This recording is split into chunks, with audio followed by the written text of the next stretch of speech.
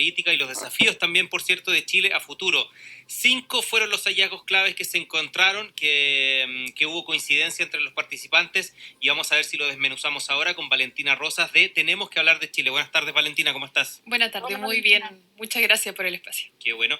Valentina, partamos desde el principio, al menos conocer la iniciativa Tenemos que hablar de Chile. Esta fue una iniciativa que se creó en el estallido social, ¿no? ¿Y cómo ha ido evolucionando en el tiempo? Sí, a raíz del estallido social, esta es una iniciativa impulsada por la Universidad Católica y la Universidad de Chile. Yo creo que como muchos viendo desde octubre cómo poder aportar a la situación que veíamos. Y las universidades obviamente tienen un rol importante. Las encuestas de confianza institucionales de las pocas instituciones que se salva, que tienen niveles de confianza importantes, y creíamos que desde la universidad había un espacio importante para analizar información, transformarla en propuestas de política pública, ser capaces de sentarse en mesas de discusión de debate público importante, pero queríamos hacerlo a la luz de la ciudadanía. Entonces las universidades pusieron toda su capacidad de análisis y de gestión para generar un proceso de participación ciudadana que fuera más allá de las universidades. Esto no se trata de las comunidades estudiantiles hablando, sino de la capacidad de las instituciones para convocar a un proceso donde en total ya han participado más de 150.000 personas, como tú mencionabas, a través de medios digitales, porque nos pilló entre medio de la pandemia, pero nos permitió que personas de todo Chile se encontraran y que tuviéramos el mismo diálogo, empresarios de Vitacura, profesores de Talcahuana, dueñas de casa de Calama, y un montón de personas y de perfiles y de historias de vida muy distintas, conversando sobre lo que soñaban para el país, lo que anhelan, lo que sueñan, lo que critican también. Entonces, Valentina, para entender bien, Tenemos que hablar de Chile, es esta plataforma que se creó, y Chile a escala 2022 es un proyecto que acaban de terminar a propósito de esta plataforma más grande. Así es, Chile a Escala es una de las formas de participación que tenemos. Encontramos miles de desafíos de hacer participación ciudadana digital en medio de la pandemia.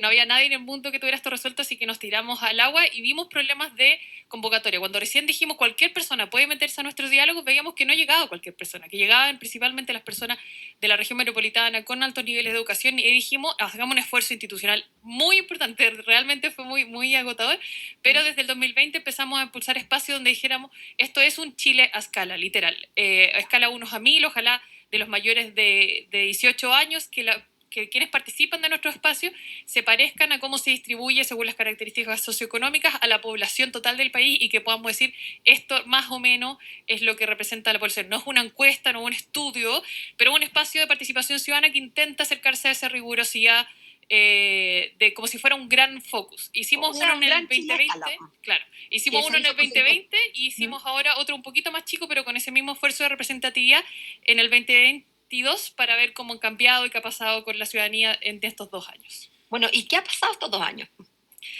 Bueno, muchas cosas. Vemos desde un malestar muy grande, lamentablemente desde que empezamos en el 2020 veíamos que las emociones negativas, nosotros preguntamos derechamente cómo se sienten las personas al llegar a nuestro diálogo, y las emociones negativas aparecían con mucha mayor frecuencia que las positivas. Eso ya venía pasando desde el 2020, pero veíamos una esperanza muy presente, muy fijada en los cambios que nos podía traer la pandemia y en el proceso constituyente. Y ambas cosas al parecer no nos cambiaron tanto la vida, y hoy día vemos un malestar muy, muy, muy fuerte, con una mayor preponderancia de esas emociones negativas, con mayores causas también. Hoy día no es solo la pandemia o la discusión constituyente, sino que también los temas de seguridad, de violencia y de delincuencia han aparecido con mucha, mucha frecuencia, así que vemos una ciudadanía con un malestar más grande, más intenso y más diverso.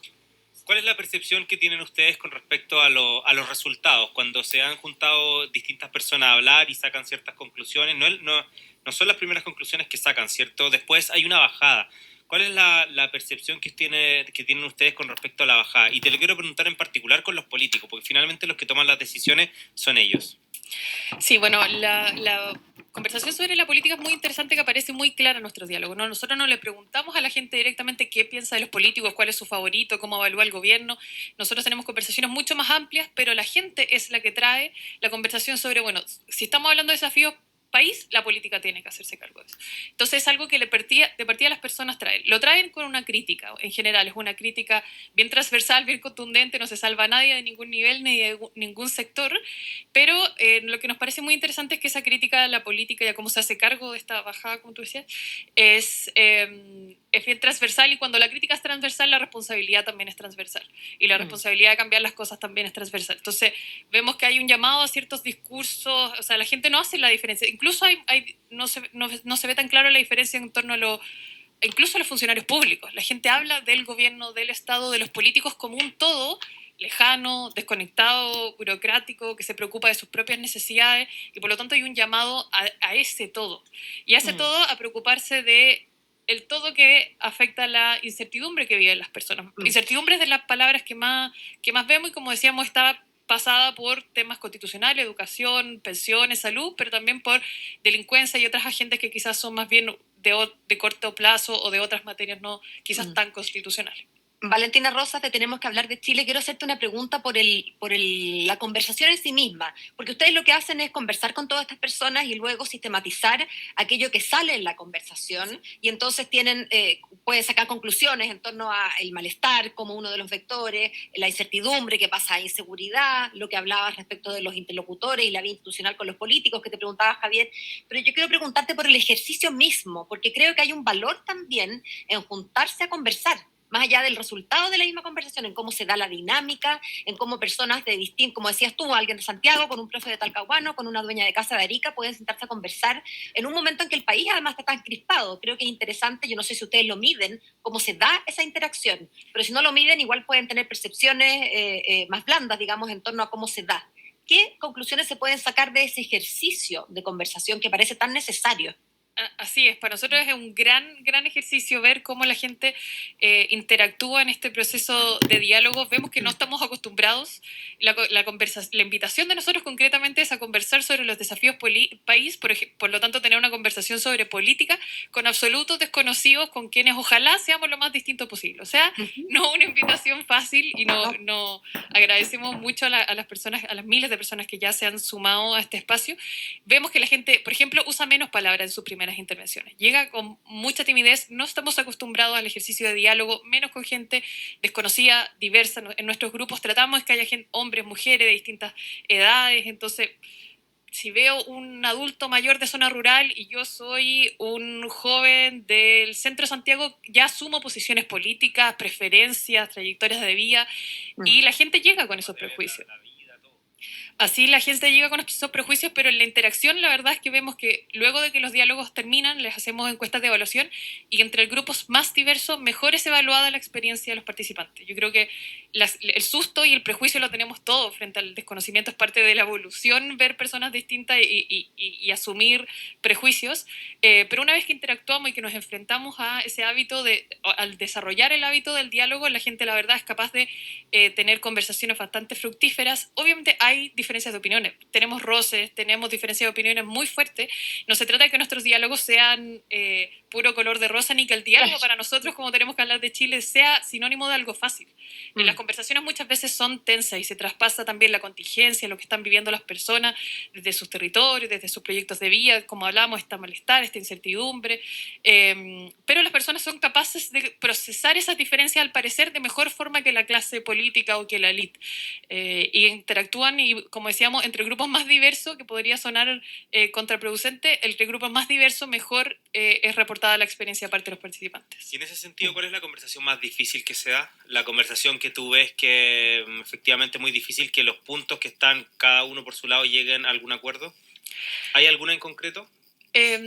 Mira, la gente en general, porque ellos traen los temas, entonces, por ejemplo, vemos que les preocupa mucho educación, sale normalmente, y ahí salen muchos matices. Algunos dicen, bueno, esto es sobre educación gratuita y quieren tener esa conversación, otros dicen, oye, pero el problema es salud mental y cómo nos educamos para la vida, otros dicen educación financiera, y empiezan a salir matices distintos, pero finalmente hay un acuerdo de que la educación es relevante como proyectos personales y como proyecto país también. Entonces, se pueden encontrar algunos matices.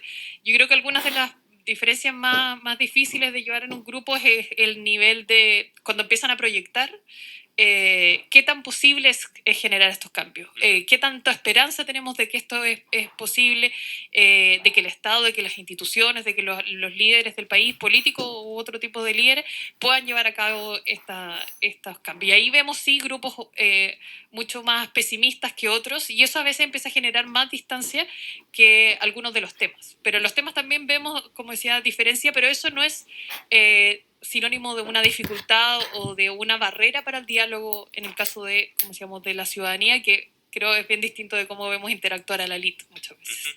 ¿Cuáles son los próximos pasos?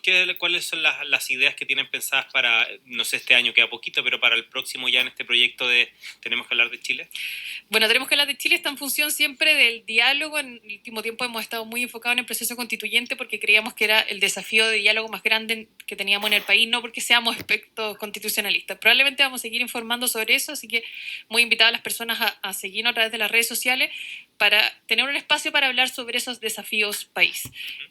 Ahora estamos difundiendo estos espacios. Esto que les comentaba son resultados preliminares. En las próximas semanas esperamos sacar un informe mucho más completo de lo que fueron todas nuestras conversaciones, donde participaron miles de personas durante el año de proceso constituyente. Hay algunas conversaciones que son mucho más específicas sobre derechos, sobre plurinacionalidad, otra que es, bueno, cómo seguimos, qué le recomendamos o qué le pedimos a la clase política después de los resultados incluso del proceso constituyente.